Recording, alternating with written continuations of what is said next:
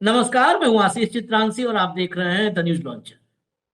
आज Mamata Banerjee supreme court में जिरह करने के लिए वकील के रूप में अवतरित हुई। वो खबर हमने आपको दिखाई थी, लेकिन सुप्रीम कोर्ट से आज वो खबर बहुत बड़ी थी जिसमें ईसी को नोटिस हुआ और सीईओ वेस्ट बंगाल को नोटिस हुआ। उसके साथ ही सुप्रीम कोर्ट से एक और बड़ी खबर, ये बड़ी खबर दब गई थी, इसकी चर्चा नहीं हुई। लेकिन जो भी खबर छूट जाती है, हम कोशिश करते हैं कि हम न छूटने दें, ले आए आप तक। सुप्रीम कोर्ट से बीजेपी को बहुत बड़ा झटका लगा है। इस झटके का आप इसी से अनुमान लगा लीजिए कि ये जिस पिटीशन को खारिज किया सुप्रीम कोर्ट ने, ये पिटीशन कोई और नहीं, भारतीय जनता पार्टी के विधायक की तरफ से पिटीशन आया। और इस पिटीशन में बीजेपी के विधायक ने सुप्रीम कोर्ट से गुहार लगाई थी कि साहब, हाई कोर्ट में जो है रिकाउंटिंग यानी दोबारा वोटों की गिनती करवाने की याचिका है, प्लीज उसको रुकवा दीजिए। यानी दोबारा वोटों की गिनती न हो पाए, इसके लिए भाजपा का विधायक सुप्रीम कोर्ट आया। यही अगर कहा जाए, जो होता है ना कि हालांकि ये दलील नहीं चलती अदालतों में, लेकिन एक सामान्य जो एक मानव के तर्क शक्ति पर आधारित जो है अनुमान होता है, वो तो यही कहता है कि अगर कोई व्यक्ति ये कह रहा है कि साहब मेरा बटुआ मत चेक करो, इसका मतलब उसके बटुआ में कुछ ना कुछ तो है, या तो कोई पुड़िया है, ड्रग्स है, जाली नोट है, कुछ है, या किसी दूसरे की फोटो रखा हुआ है, कुछ तो अवैध है। अगर कह रहा है बटुआ साहब मत चेक करो, मुझे कुछ भी कर लो, मुझे बिठा दो यहाँ पे 2 घंटा, बटुआ ना चेक करो। वही याचिका थी भाजपा के विधायक की। सुप्रीम कोर्ट ने वो याचिका खारिज कर दी है। अब यही सवाल है, हाई कोर्ट में सबूत भी पेश हो चुके हैं, बस एक अफसर की पेशी होनी है, बाकी सबूत भी पेश हो चुके हैं। तो क्या अब दोबारा वोट गिने जाएंगे? और दोबारा वोट गिने जाएंगे तो क्या होगा, ये भाजपा प्रत्याशी की भाजपा विधायक की बौखलाहट से पता चल रहा है। हेमंत जी को लाइए, ये तो मामला हेमंत जी के करीब का है, तो और बेहतर बताएंगे, क्योंकि ये हरियाणा से खबर है।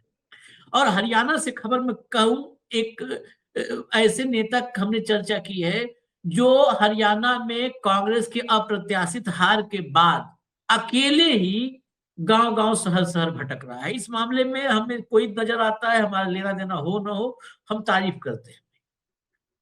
वो चौधरी बीरेंद्र सिंह के पुत्र हैं, ब्रजेंद्र सिंह। लेकिन उनकी ये पहचान ही नहीं है कि वो चौधरी बीरेंद्र सिंह के पुत्र हैं। खुद एक नौकरशाह है, यूपीएससी जो है पास करने वाला आदमी, खुद नौकरशाह, विदेश से पढ़कर आए, राहुल गांधी के क्लासमेट रहे, तो उनकी अपनी पहचान है। नौकरी चाकरी छोड़ करके, और जो है मतलब सोचिए, ये मौज आजकल सब आईएससी तो मौज कर रहे हैं, वो नौकरी छोड़ करके राजनीति में आए। पिताजी के साथ भाजपा में रहे, लेकिन वहां मिजाज उनका बना नहीं, आ गए कांग्रेस में। चुनाव लड़े थे, इस बार 32 वोट से हार गए थे, 32, मात्र 32 वोट से। और पूरा खेल उन्होंने अफसर रहे, पूरा खेल पकड़े और हाई कोर्ट गए। हाई कोर्ट में करीब करीब ये मामला एकदम ऐसे दिख रहा है, जैसे साफ दिख रहा है, एकाएक कुछ परिवर्तन हो जाए इस देश में, आप कुछ नहीं कह सकते। आप अब आप ट्रेंड को देखते हुए अनुमान नहीं लगा सकते। तो कुछ अप्रत्याशित हो जाए बात अलग है, नहीं तो साफ दिख रहा है कि अदालत में किस दिशा में केस जा रहा है। साथ ही जो है ब्रजेंद्र सिंह पूरे हरियाणा में शहर शहर वो पद यात्रा कर रहा है, और लंबा वक्त हो गया, मुझे लगता है अब तो 2 महीने से ऊपर हो गया होगा, 2-3 महीना होने का है। पद यात्रा चल रही है, एक एक एक एक एक एक कंस्टिट्यूएंसी में जा रहा है। मैं सीधे खबर पे चलता हूँ। भैया खबर की हेडलाइन दिखा दीजिए थोड़ा, और फिर हेमंत भाई डिटेल में बताएंगे। 32 votes, 2 rivals, and courtroom showdown. SC turns down Haryana MLA Devendra Atri's plea against recount. ये द इंडियन एक्सप्रेस की खबर है। देवेंद्र अत्री अभी आज हमारे साथ हेमंत भाई है, हेमंत अत्री, देवेंद्र अत्री की ही आज जो है दशा बताने के लिए हाजिर है, क्योंकि हम लोग इस समय आगे वाले में, अत्री में, और इस समय नहीं भरोसा करते, हम देश के संविधान में भरोसा करते हैं। तो अत्री, देवेंद्र अत्री जीते थे, इनकी याचिका खारिज हो गई। हिंदी वाली हेडलाइन दिखा दीजिए। हरियाणा बीजेपी विधायक को सुप्रीम कोर्ट से झटका, रिकाउंटिंग न कराने की मांग खारिज, 32 वोटों से कांग्रेस प्रत्याशी को हराया था। अब भीतर थोड़ा सा अंश दिखा दीजिए, फिर आएंगे एक हिस्से पर, कब से केस शुरू हुआ सब बताएंगे, क्या क्या हुआ है। बस भीतर वाला थोड़ा सा दिखा दीजिए। देवेंद्र अत्री ने 2024 में हुए विधानसभा चुनाव में कांग्रेस प्रत्याशी ब्रजेंद्र सिंह को सिर्फ 32 वोटों से हराया था। उचाना विधानसभा चुनाव, जहां से डिप्टी सीएम रहे दुष्यंत चौटाला थे मैदान में, चुनाव में वोटों की गिनती को लेकर कांग्रेस नेता ब्रजेंद्र सिंह ने पंजाब एंड हरियाणा हाईकोर्ट में याचिका दायर की थी। इस चुनौती के खिलाफ अत्री ने सुप्रीम कोर्ट का दरवाजा खटखटाया था, ताकि हाईकोर्ट की कार्यवाही को रोका जा सके। इसके लिए स्पेशल लीव पिटीशन दायर की थी, जिसे सुप्रीम कोर्ट ने खारिज कर दिया है। इस फैसले के बाद अब हाई कोर्ट इस मामले में अगली तारीख देने के लिए स्वतंत्र है। हटा दीजिए हेमंत भाई। शुरू से ये पूरा मामला मार्च 2025 से शुरू हुआ है, मार्च 25 से हम और आप इसको लगातार फॉलो भी किए हैं। शुरू से जरा इसको बताइए कि ये कितना क्लियर है, कितना साफ मामला है। भाई नमस्कार आपको, सारे दर्शक साथियों को भी। देखिए, ये सारा मामला असल में अक्टूबर 2025 के अंदर जो विधानसभा के चुनाव हुए थे, अक्टूबर 24 के अंदर, उसमें जो उचाना विधानसभा का रिजल्ट था 32 वोटों का अंतर, उसको लेकर के इलेक्शन पिटीशन फाइल की थी अपने ब्रजेंद्र सिंह ने पंजाब एंड हरियाणा हाईकोर्ट में। पहले उन्होंने विस्तृत जो होती है इलेक्शन पिटीशन, बहुत लंबी चौड़ी, वो फाइल की। बाद में गुड सेंस, क्योंकि उनको पता था कि इसमें 10 साल में फैसला आएगा इलेक्शन कमीशन इलेक्शन पिटीशन का, तो पता ही है आपको। तो उन्होंने क्या किया कि अपनी इलेक्शन पिटीशन को रिवाइज करने की रिक्वेस्ट की हाई कोर्ट से कि साहब मैं इसको बहुत लिमिटेड पॉइंट्स पे करना चाहता हूं, बहुत लिमिटेड पॉइंट्स पे, और हाई कोर्ट ने परमिशन दे दी। उसके बाद ब्रजेंद्र सिंह से हाई कोर्ट के अंदर 2 घंटे से ऊपर की जिरह हुई, एग्जामिन किया उनको देवेंद्र अत्री जी के एडवोकेट ने, जो सिटिंग एमएलए। उसके बाद केवल क्या बचा था उसमें कि जो रिटर्निंग अफसर था, केवल एक पॉइंट बचा था कि जी वैलिड वोट जो है, जो वैलिड वोटों का डिफरेंस है वो केवल 32 है, और जो रिजेक्टेड पोस्टल बैलेट है उनका ज्यादा है, तो इसमें रिकाउंट होना चाहिए कि नहीं होना चाहिए, केवल इस पॉइंट पे था। तो जो बेंच थी वो बिल्कुल कन्विंस थी इस बात पे कि इसमें जो चीजें होनी चाहिए जो एज पर द कानून एक्ट, वो नहीं हुई है, और वो उस रिटर्निंग अफसर को उन्होंने तलब करने की स्टेज पे चले गए थे कि भाई इनकी हो गई है गवाही, उसके बाद रिटर्निंग अफसर की और होगी, और उसके बाद ऑर्डर आ जाएगा। तुरंत देवेंद्र अत्री ने सुप्रीम कोर्ट के अंदर पिटीशन डाली, एसएलपी बोलते हैं उसको, स्पेशल लीव पिटीशन। उसको आज मैंने वो भेजा भी है, स्क्रीनशॉट, अगर रेडी हो तो दिखा दीजिएगा। जो माननीय जस्टिस एमएम सुंदरेशन और honourable justice N Koteswar Singh, उनकी बेंच ने इसको आज डिसमिस कर दिया।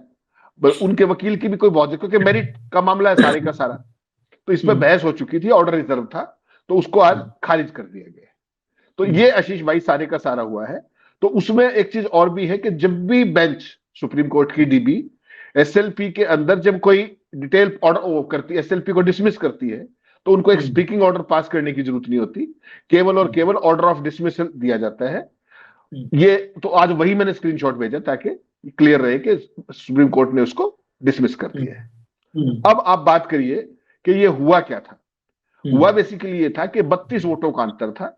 भाजपा प्रत्याशी देवेंद्र अत्री को मिले थे 48,968 वोट। बिल्कुल सिंपल भाषा में समझाऊंगा, इसको तकनीकी उसमें नहीं फंसाना चाह रहा हूं। अक्टूबर 2024 की चुनाव की बात है, विधानसभा का आम चुनाव।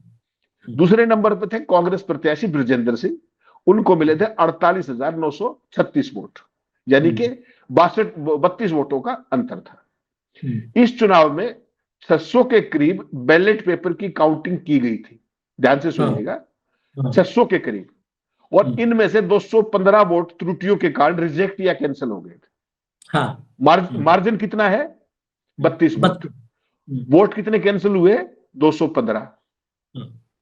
तो उसके बाद सुप्रीम कोर्ट की इलेक्शन कमीशन का बाकायदा उसमें डायरेक्शन है। विधानसभा चुनाव परिणाम के खिलाफ मार्च में ब्रजेंद्र सिंह हाईकोर्ट में चले गए थे, जैसा मैंने बताया।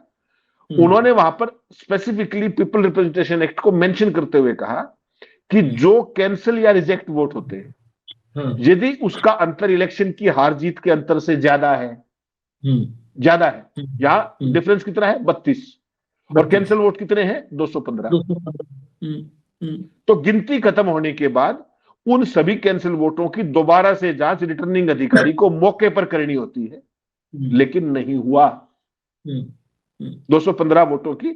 उसमें भी इंटरेस्टिंग बात है, 150 वोट तो ऐसे थे जिनको केवल इस बात पे कैंसिल कर दिया गया कि वो स्कैन नहीं हुए, स्कैन नहीं हुए। कांग्रेस प्रत्याशी ब्रजेंद्र सिंह ने वहां पर यह कहा हाईकोर्ट के अंदर कि 150 वोट केवल इसलिए कैंसिल किए गए हैं क्योंकि पोस्टल बैलेट के लिफाफे के ऊपर जो स्कैनर था उसकी स्कैनिंग नहीं हो पा रही थी, इसलिए वो रिजेक्ट के डब्बे में डाले गए। जिन वोटों की स्कैनिंग नहीं होती तो उन लिफाफों को कैसे खोलना है, इसकी भी एक तयशुदा प्रक्रिया है जो गिनती के दौरान नहीं की गई। वोटों की जीत हार का अंतर मात्र 32 वोट था, इसलिए ये काउंटिंग जरूरी थी इंटरेस्ट ऑफ नेचुरल जस्टिस के अंदर। बहुत ओपन एंड शट केस है। और एक छोटा सा इशारा और कर दूं इससे बाहर जाते हुए, हरियाणा का विधानसभा चुनाव में आप भी मेरे जितने एक्सपर्ट हो गए थे, मेरे से ज्यादा ही हो गए थे, आप ज्यादा धक्के खा गए थे। हरियाणा में 90 विधानसभा सीट है आशीष भाई, और आप जानकर और सारे दर्शक भी चौंक जाएंगे कि जो पोस्टल बैलेट जब शुरू में गिने जाते हैं 90 में से 71 सीटों पर कांग्रेस आगे थी। 90 में से 71 सीटों पर, मोर देन 2/3 मेजोरिटी। और उसमें जो 215 वोट जो बैलेट पोस्टल बैलेट थे उनको काउंट ना करना, आप मतलब समझ लीजिए क्या है 215 को, और उसमें से भी 150 जो स्कैन नहीं हो पाए।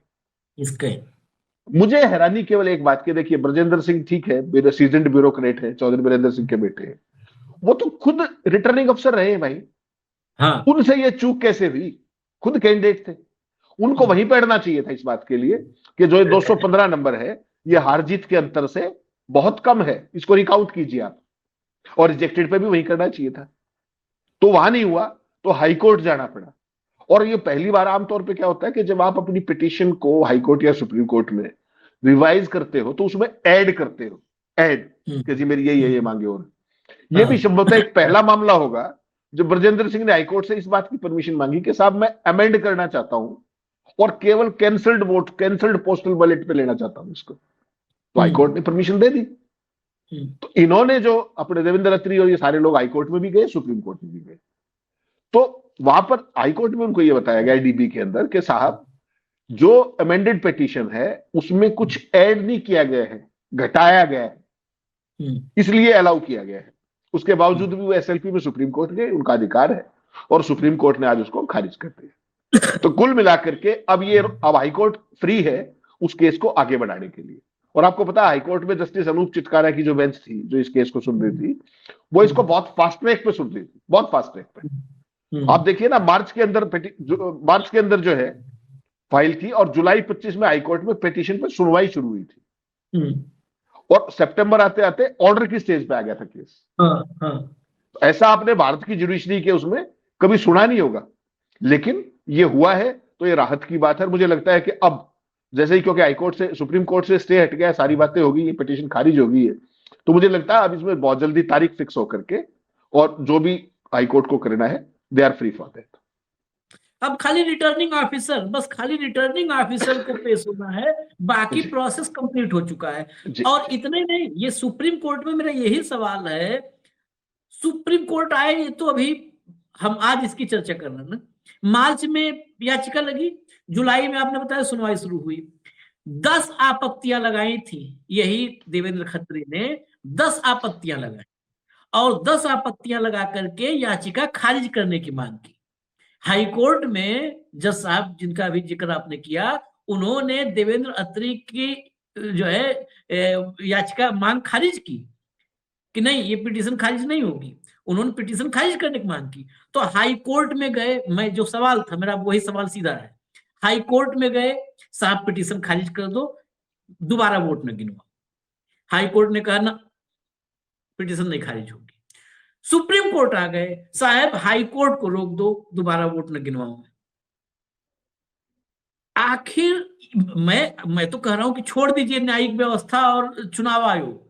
एक आम आदमी में इससे क्या मैसेज जा रहा है? क्या उचाना के और हरियाणा के लोगों को अब भी समझना बाकी है कि नतीजा क्या था?